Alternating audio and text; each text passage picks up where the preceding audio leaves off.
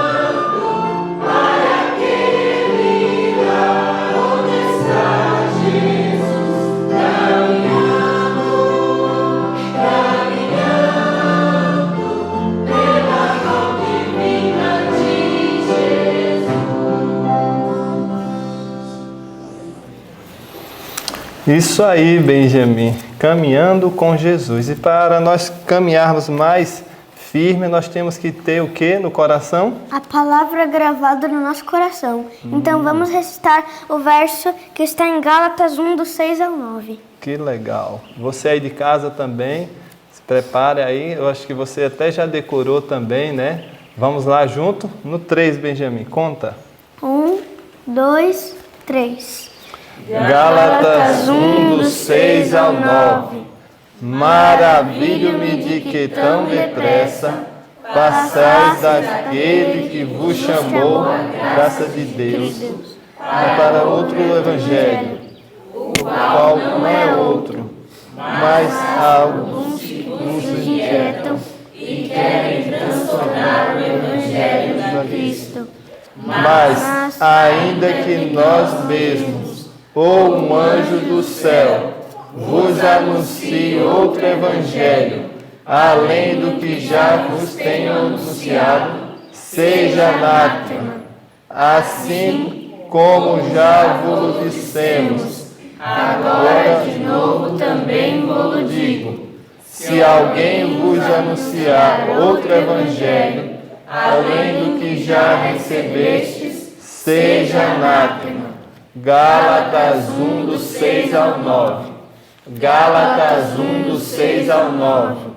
Maravilho-me de que, tão depressa, passais daquele que vos chamou da graça de Cristo para outro evangelho, o qual não é outro, mas alguns que vos inquietam e querem transtornar o evangelho de Cristo.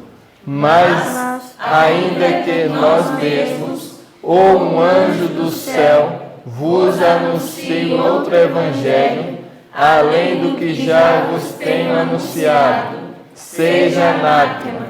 Assim como já vos dissemos, agora de novo também vos digo: se alguém vos anunciar outro evangelho, além do que já recebestes, seja anátema. Gálatas 1, do 6 ao 9. Gálatas 1, do 6 ao 9. Maravilho-me de que tão depressa passais daquele que vos chamou a graça de Cristo para outro evangelho, o qual não é outro, mas alguns que vos inquietam e querem transtornar o evangelho de Cristo. Mas, ainda que nós mesmos, ou um anjo do céu, vos anuncie outro evangelho, além do que já vos tenho anunciado, seja anátema.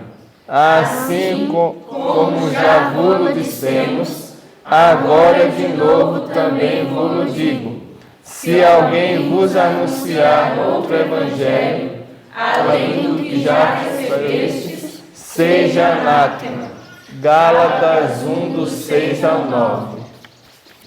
Amém. Louvado seja Deus. Então nós já temos o evangelho e com esse evangelho nós vamos caminhando para o lar de Jesus, morarmos na eternidade com Ele.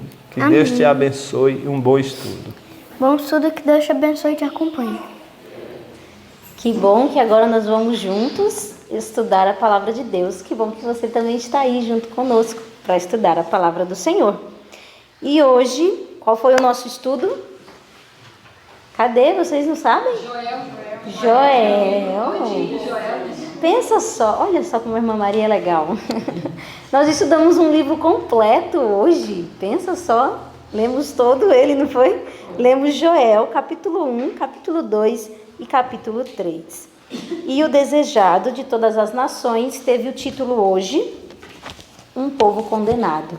E o número desse capítulo é o 64, não é isso? Sim. Então, comentando aqui um pouquinho sobre Joel, é interessante nós analisarmos que não se sabe ao certo a época em que Joel viveu, né? Há uma dedução de que ele viveu ali num tempo pós-exílio, né? E se você for buscar o significado do nome de Joel, você vai ver que o significado do nome dele é O Senhor é Deus. Bonito, né? Joel tem um significado bonito. E quando Joel começa a escrever, você vai perceber que ele tem uma preocupação de mostrar que a mensagem dele não veio da sua própria cabeça. Porque no verso 1 ele diz assim, palavra do Senhor. Então de quem vinha a mensagem? De Deus. Ele está dizendo, a mensagem que eu estou dizendo a vocês é uma mensagem que veio do céu. É o Senhor Deus que está mandando a vocês. E Joel, ele está falando de uma dificuldade que estava acontecendo no meio do povo. Qual era essa dificuldade? Olha aí o versinho 4. O versinho 4 diz o seguinte, ó. O que deixou o gafanhoto cortador, comeu o gafanhoto migrador. O que deixou o migrador, comeu o gafanhoto devorador. E o que deixou o devorador, comeu o gafanhoto destruidor. Ao final ficou o quê? Nada, né? Um vai comendo, outro vai... Não ficou nada. O que estava acontecendo é que existia naquela época uma grande crise que estava acontecendo. A realidade é que se houvesse um jornal na época de Joel, talvez a manchete desse jornal seria assim, extra, uma infestação de gafanhotos acaba com tudo, crise econômica à vista, não é isso? E havia ainda uma seca que estava acontecendo. Imagina, extra, Rebeca, a seca está longe de acabar. É justamente esse tipo de mensagem que Joel estava dando ao povo. Havia uma crise econômica, havia fome na terra, havia pranto, choro e dor. E aí a gente pensa assim, poxa, parece com o que a gente está vivendo hoje, né? Uma crise econômica mundial, pessoas perdendo seus empregos, fome, miséria. E quando tudo isso vai acabar? Parece longe de acabar, não é isso? O que Joel vem trazendo nessa mensagem é algo muito importante. Porque o que ele está querendo dizer? Ei, Deus fala através da crise. Deus tem uma mensagem através da crise que está acontecendo. E qual é a mensagem de Deus no meio dessa crise? O próprio Joel é a mensagem. Ei, o Senhor é Deus. A própria vida de Joel é a mensagem. Ei, calma, o Senhor é Deus. Mas existe no meio disso tudo uma ação humana. Qual é a ação humana? Está no verso 13 e no verso 14. Joel chama o povo a uma lamentação. E a lamentação se estende por toda a terra. Porque ele diz aqui no versinho 13 e no versinho 14, cingi-vos e lamentai-vos, sacerdotes, gemei, ministros do altar, entrai e passai a noite vestidos de saco, ministros do meu Deus, porque a oferta de alimentos e a libação foram cortadas da casa do vosso Deus. Santificai em jejum, convocai uma assembleia solene, congregai os anciãos e todos os moradores desta terra na casa do Senhor, vosso Deus, e clamai ao Senhor. Deus está dizendo que em tempo de crise, em tempo de dificuldade, é aí que o povo dele tem que clamar. É aí que o povo dele tem que se santificar. É aí que o povo dele tem que buscar a sua face. E sabe, quando Joel fala dessa mensagem, ele aplica essa mensagem ao dia do Senhor. Você vai ver no capítulo 2, que ele fala assim, ei, toque a trombeta aí em Sião, em alta voz, porque o dia do Senhor vem e já está próximo. E quando ele descreve o dia do Senhor, como é que ele descreve? Ei, o dia do Senhor é um dia escuro.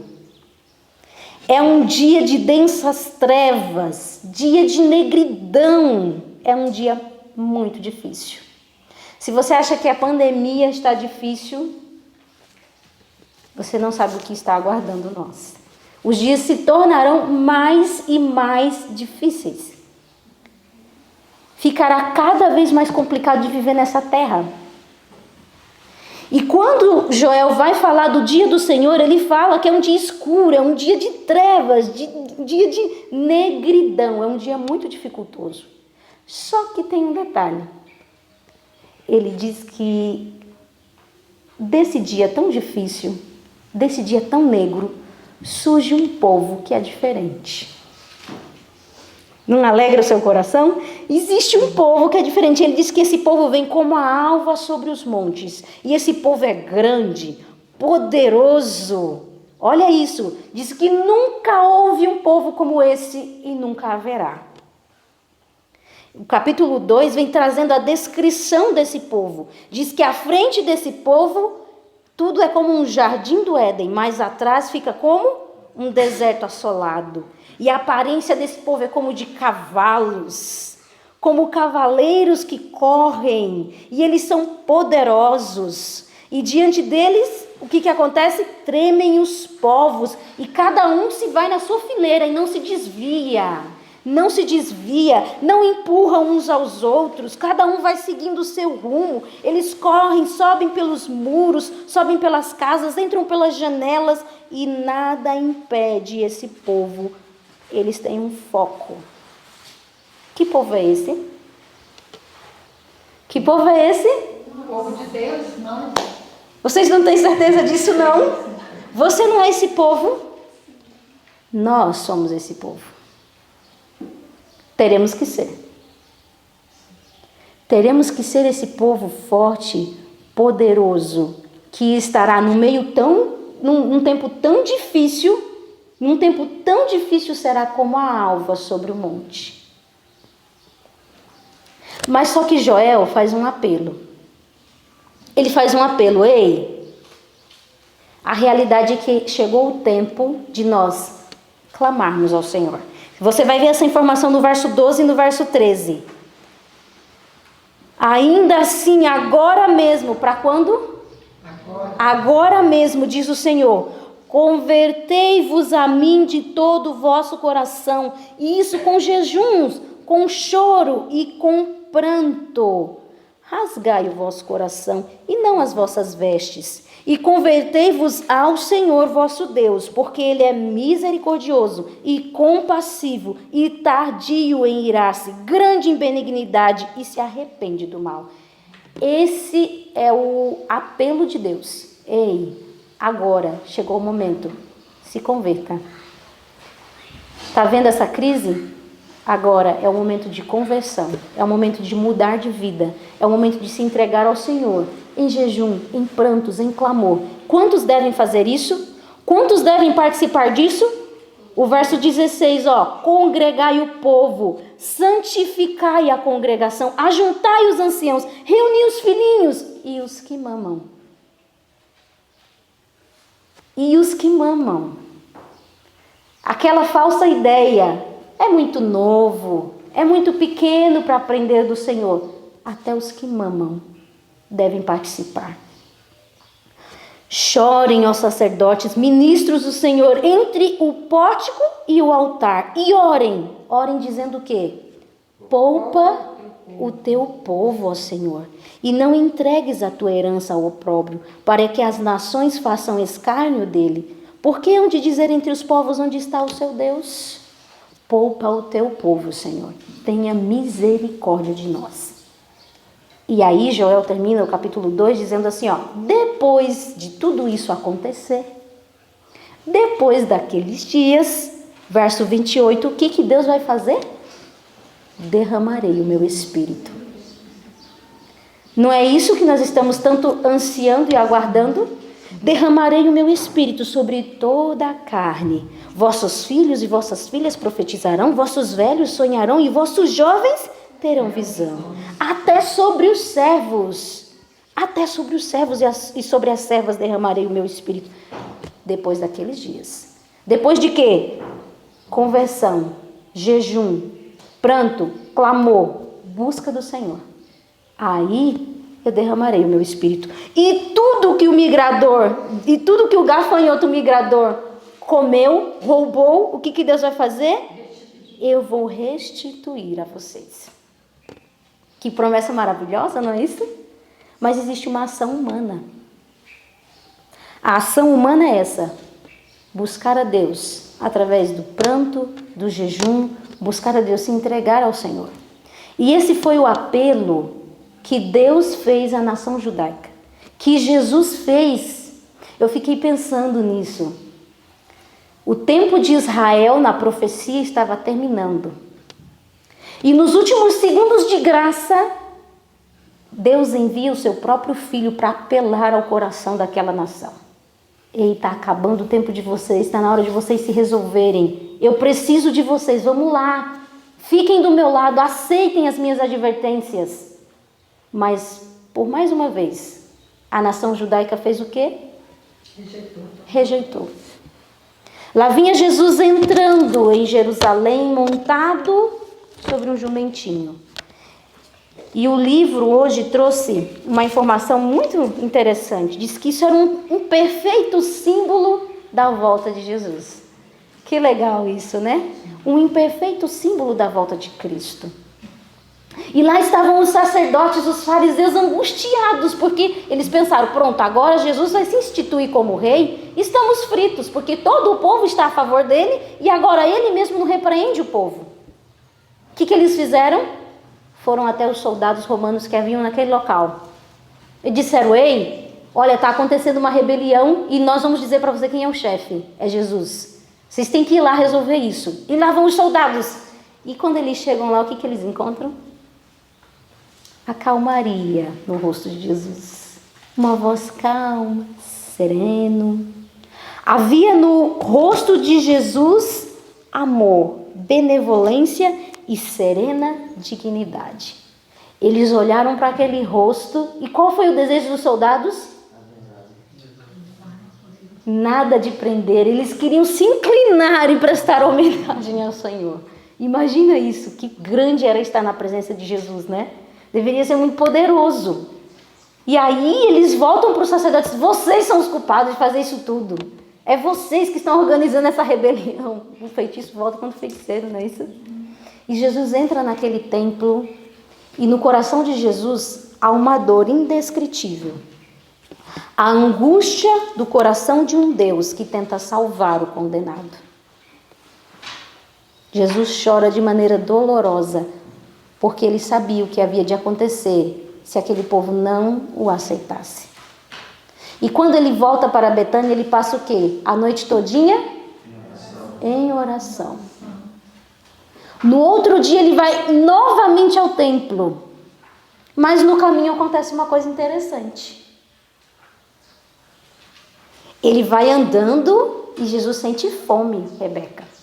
Aí ele vê uma figueira bem bonita, cheia de folhas. E ele pensou, opa, se essa figueira está cheia de folhas, então é porque há fruto nela. Porque os frutos da figueira surgem primeiro do que as folhas. Então ele olhou assim e disse, nossa, que folhagem linda, deve ter frutos maravilhosos nessa figueira. Vou lá comer um figo. Quando ele olha e procura e não acha nenhum fruto. E aí? O que Jesus diz mesmo? Qual é a frase dele? Vocês não sabem qual é a frase de Jesus? Nunca mais como alguém. Nunca mais coma alguém fruto de ti. Uau! Para mim foi um pouco assim, assustador ver Jesus falando isso. Porque o Jesus que nós temos estudado é o quê? Manso, bondoso, nunca proferia uma palavra de maldição, não é isso? Porque ele lançou uma maldição sobre a figueira. E até os discípulos se assustaram. Como assim? Porque o ato de destruição é estranho ao Senhor. Coitado daqueles que usam a mensagem do inferno para assustar, intimidar e tentar converter alguém. Porque o ato de destruição para Deus é estranho. Ele o fará, mas para Deus é estranho. Porque qual é o desejo do coração de Deus? Salva. Que o ímpio se converta do seu mau caminho. Mas no outro dia, quando os discípulos passam novamente por aquela figueira, o que eles encontram? Qual é a cena que eles veem? A figueira está seca. Eu imagino o susto que deve ter sido. Uau, como é que isso aconteceu? Como é que isso aconteceu? Uma figueira secou da noite para o dia. Como é que isso aconteceu? Aqui diz que a figueira foi uma parábola viva. O que Jesus estava querendo ensinar nesse ato? Ele não amaldiçoou uma figueira simplesmente porque ela não tinha fruto para dar para ele comer. Ele tinha uma lição a dar nesse tipo de ação. Qual era a lição que Jesus tinha para ensinar? Quem representava essa figueira? O povo de Israel. Aquela figueira representava a nação judaica porque na sua aparência eles tinham o quê? Parecia um povo, tinha recebido tantos privilégios, tantas bênçãos do céu, tinha tudo para ter frutos. Mas a sua aparência era enganosa, não tinha nada. E na lição dessa parábola viva, Jesus estava mostrando o pecado e o castigo da nação judaica. Ei, vocês foram tão abençoados, vocês foram tão privilegiados, eu estabeleci vocês como o maior povo da terra. Mas quando eu vim buscar fruto de ti, não havia fruto. A aparência de vocês era enganosa. Os privilégios de que se jactanciavam só lhes acrescentavam a culpa. Eu não sei vocês leram esse capítulo com dor no coração? Mas não foi dor só pela nação judaica que perdeu a oportunidade. Foi dor porque esse tipo de situação se aplica a nós também. Aqui diz, no parágrafo que começa, a advertência é para todos os tempos. Inclui a mim e você? O ato de Cristo em amaldiçoar a árvore que seu próprio poder criara, fica como aviso para todas as igrejas. Eu achei isso fantástico. Todas as igrejas e todos os cristãos. Meu irmão, se você é batista, presbiteriano, se você que está aqui assistindo o nosso canal, essa advertência da figueira é para todas as igrejas e todos aqueles que se professam cristãos, que assumem o nome de Cristo. Ninguém pode viver a lei divina sem servir aos outros, mas há muitos que não vivem segundo a misericordiosa, abnegada vida de Cristo. Alguns que se julgam excelentes cristãos não compreendem o que significa o serviço para Deus. Seus planos e cogitações têm por fim agradar a si mesmos. Agem sempre com referência a si próprios. O tempo só é de valor para eles quando podem ajuntar para si mesmos. Em todos os negócios da vida, é esse o seu objetivo. Trabalho não para os outros, mas para si mesmos. Deus os criou para viverem num mundo onde deve ser executado o serviço altruísta. Era seu desígnio que ajudassem a seus semelhantes por todos os modos possíveis. Mas é tão grande o eu que não podem ver nenhuma outra coisa. Não se põem em contato com a humanidade. Os que assim vivem para si são como a figueira, toda presunção, mas sem frutos. Observam as formas de culto, mas sem arrependimento de fé. Sem arrependimento, nem fé. Em profissão, honram a lei divina, mas faltam na obediência. Dizem, mas não fazem. Na sentença proferida contra a figueira, demonstra Cristo quão aborrecível é aos seus olhos essa vã pretensão. Diz ele que o pecador declarado é menos culpado do que o que professa servir a Deus, mas não produz fruto para a sua glória. É muito forte, sim. E sabe o que eu fico, às vezes, irmã Maria, orando, pedindo a Deus? Senhor, que teu Espírito Santo me faça entender a profundidade disso daqui. Porque às vezes a gente lê e a gente não entende o quanto isso é sério diante do céu. O quanto às vezes nós só temos a capa. Eu não sei, às vezes a gente age como a figueira mesmo, como a figueira estéril. Temos tudo para dar certo, mas só produzimos folhas e não há fruto em nós. Temos tudo para dar certo, mas nosso caráter se difere tanto do de Cristo. Nos professamos ser cristãos, mas de Cristo estamos tão longe, tão vazios e destituídos daquilo que Jesus era tão cheio. E essa era a situação da nação judaica. E a angústia de Jesus, o choro de agonia de Cristo, é porque Jesus só podia chorar mesmo. Ele não podia livrar a nação judaica daquilo que eles mesmos estavam escolhendo. Eles estavam fazendo aquela escolha e Jesus não podia os livrar da consequência da escolha deles. A realidade é, o o que está escrito aqui no parágrafo do Alto do Olivete.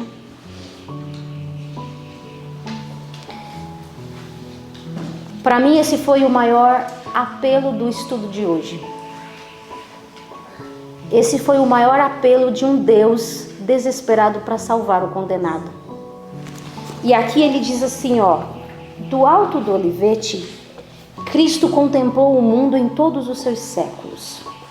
E suas palavras são aplicáveis a toda a alma que desdenha as súplicas da divina misericórdia.